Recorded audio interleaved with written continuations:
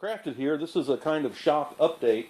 Back of the truck episode number 8, we talked about a QC42 lathe, and I showed it in the truck along with the tool hoard that I got with it.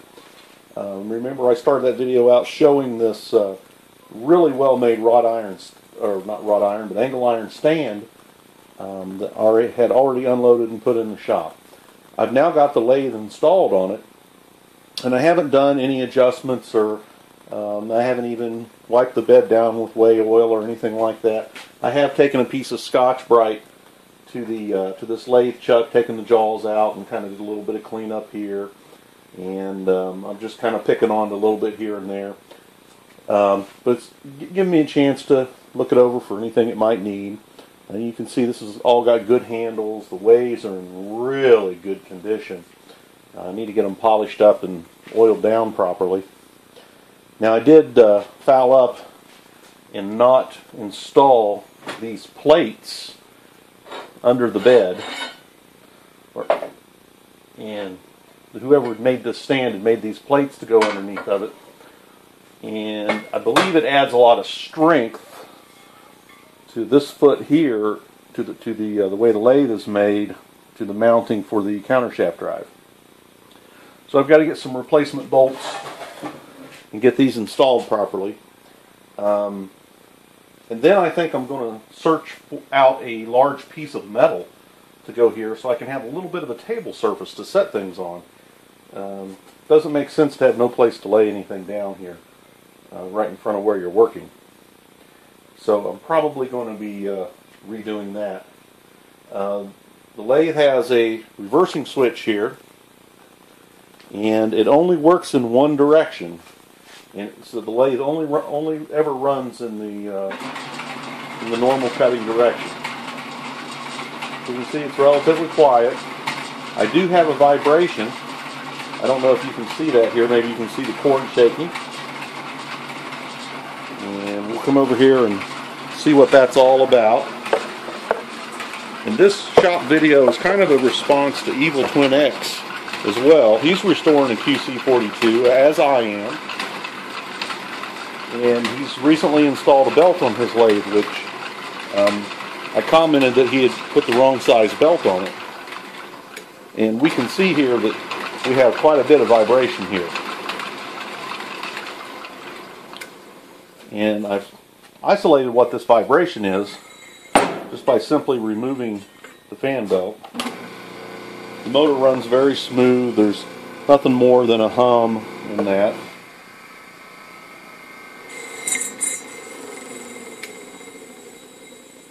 Well, I had read about these link belts, and I had used a 3/8 inch wide link belt on my Harbor Freight class belt sander into knife grinder conversion video series. And I'd read that these Harbor Freight belts, or the belts that Harbor Freight sold, were a 1/2 inch wide, and that's what these lathes call for, is a 1/2 inch wide belt. So I went and bought that belt, and here it is. And I was watching EvilTwinX's video before I had installed my belt. And I looked at his belt, and it's standing way up out of the pulleys. And I'm thinking, oh, you bought the wrong belt. That's too wide for the pulleys. And he even shows where it rubs on one of the step-down pulleys here, where it rubs on the surface. And look how high it is standing out here. So I went to make a video response for that and install my belt and show what the correct belt looks like. And I saw here that I had an A-Link 5. I had the same thing he had. I'd made the same mistake. So the 5 in this number is how many eighths wide the belt is. So this is a 5/8 belt, or at least that's roughly correct. They're actually a metric size. I'm not sure how many millimeters that is, 15 or 16, something like that. The correct belt is an L4. So here we have an A/4L. This is a 1/2 inch wide belt, or actually 13 millimeters. And when we put this belt up here, and I'm just kind of squaring it up to the back of the other belt, we can see that it is slightly narrower. Now that may look like 1/8 of an inch, but it's really only about 1/16 of an inch there.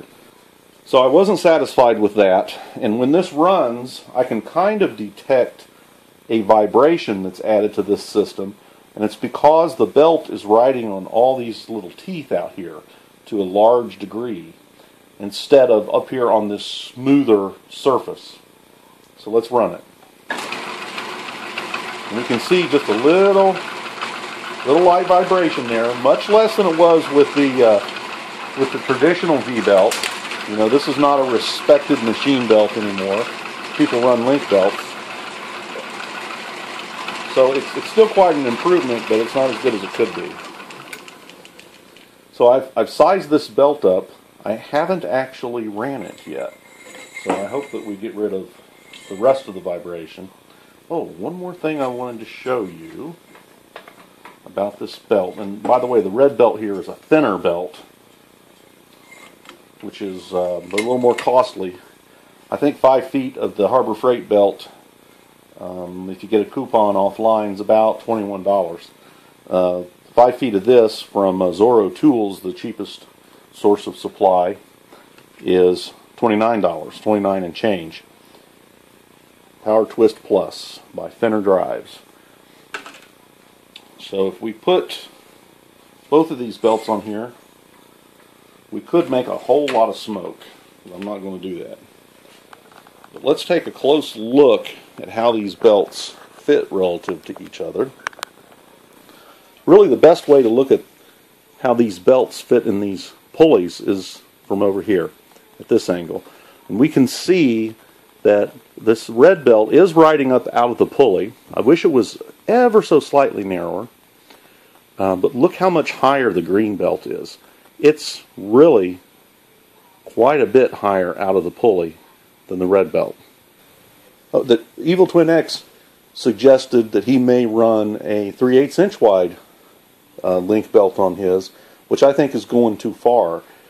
These tabs may bottom out in the flat in the bottom of the pulley, and you wouldn't have as much contact area as you have when the belt fits in this wedge shape of the pulley. You get a lot of surface area on each side and you get a lot of grip. So I think that's probably not an advisable way to do it. I think half-inch belt is certainly what it calls for from Atlas and Craftsman. So I think you ought to consider getting the right belt. Unless I'm wrong in some way, but I don't think I am. I think I've got this right. So let's put on this belt and run it and see if we smooth out the vibration at all. And we will look closely at the motor. And here we go. So I still have a little bit of bounce going on here. Well, it would suck to get your fingers in that, wouldn't it?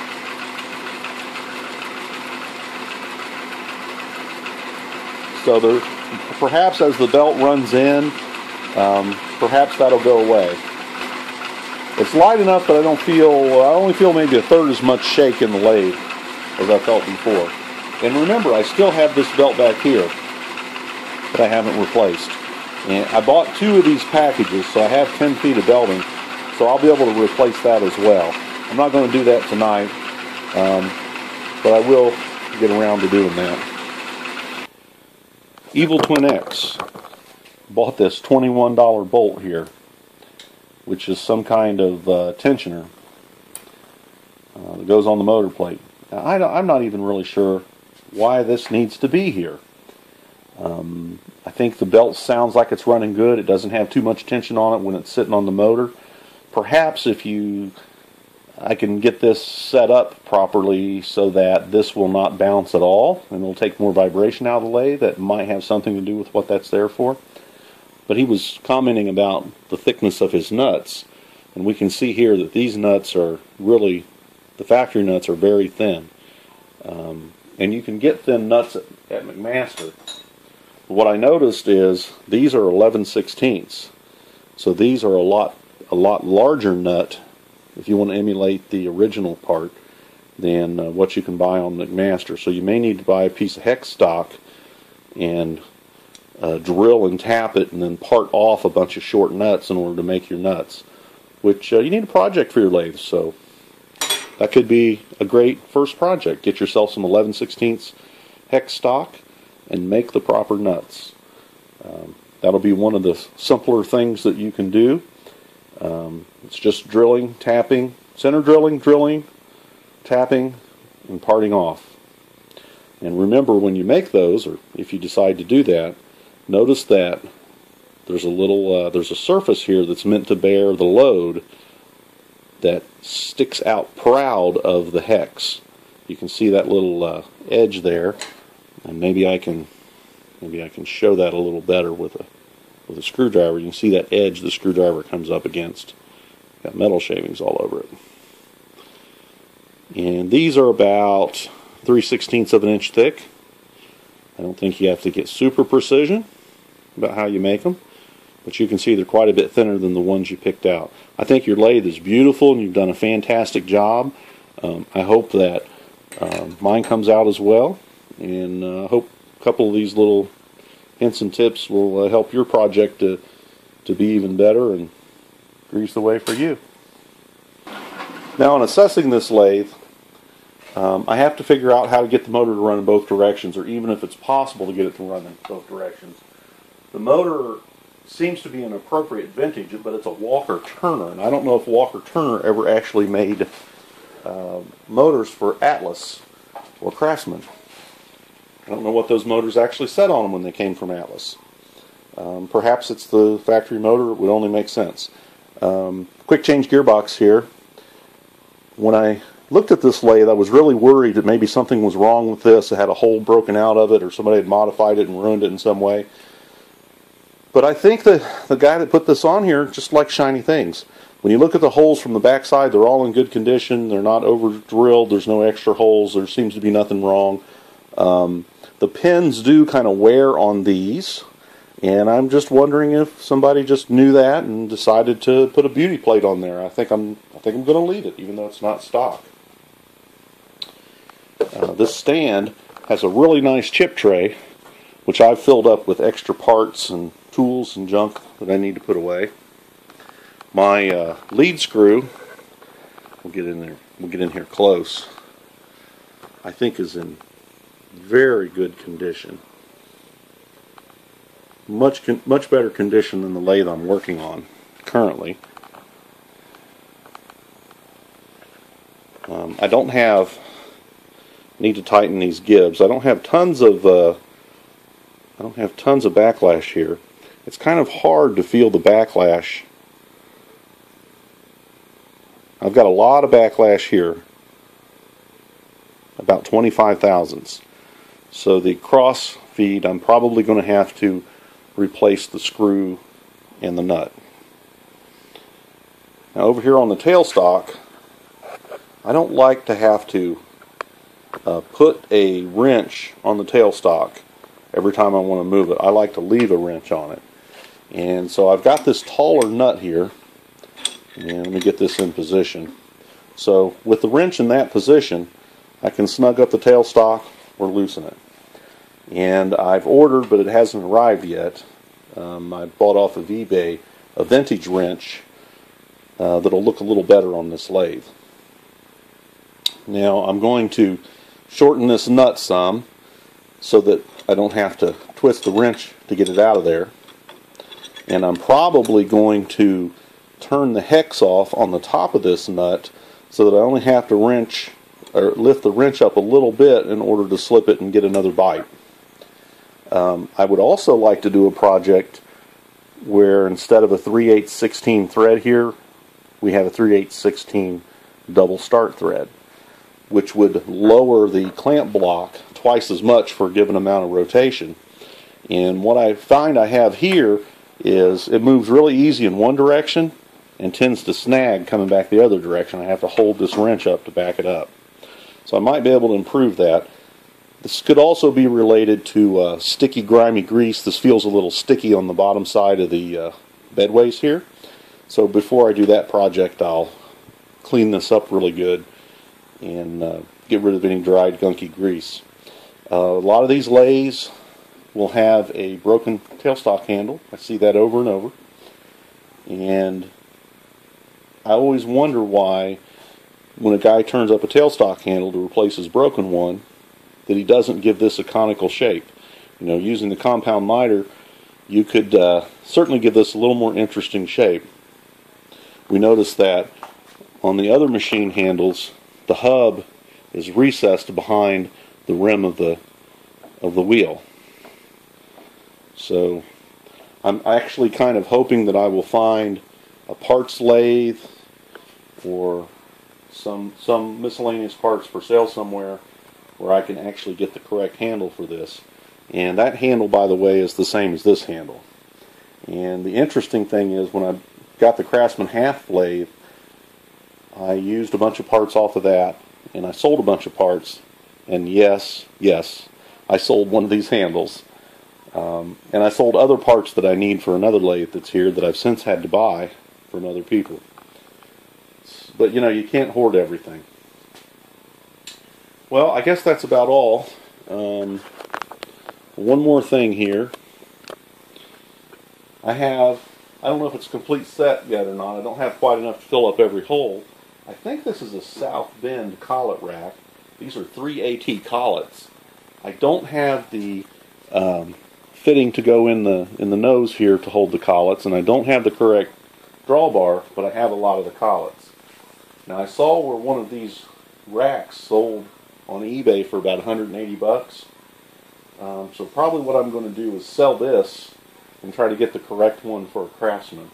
Now, this clamps on the bedways here, even though it's not really made for this lathe. And I'm not 100% sure what the factory Craftsman part or Atlas part would look like. You can see this has got a notch in it for a V-way. This was originally, I believe, on the South Bend.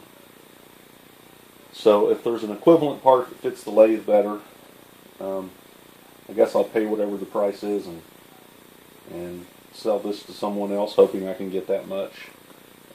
Someone that wants one of these that's correct for their lathe. A couple other things about this lathe. I've got my threading dial here. This gear is just about wore out.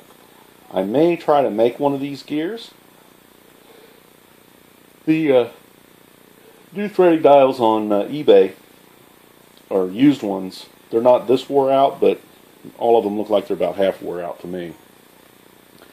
So I've not been motivated to snap up one of those. What else do we have here? Another project. These wheels, look how much play we have here for these gears. I think these are worn some inside, and I mean, look how much that moves. And some of them aren't like that. Some of them are better than that. And my other lathes, this is a much smoother, less worn out part of the lathe. So I'm going to look at boring and sleeving these, possibly on the lathe or possibly on the milling machine when I get it running. This is probably the thing that needs repaired the most remaining on this, that, and being able to reverse the motor. I haven't lubricated it up. I'm going to clean this off really well and get rid of all the lubricant here, because the lubricant dries and it holds chips and grinding dust and everything else. So in order to arrest any wear here, I'm going to go ahead and clean that and re-lubricate it. And I think that just about covers it for this lathe. I don't know how long I'll keep it, because the one I'm restoring is the one I'm really interested in. And hopefully it'll be in even better condition than this is, even though this is a beautiful one, when I get done. And I'll have a really super fantastic lathe. So there you go.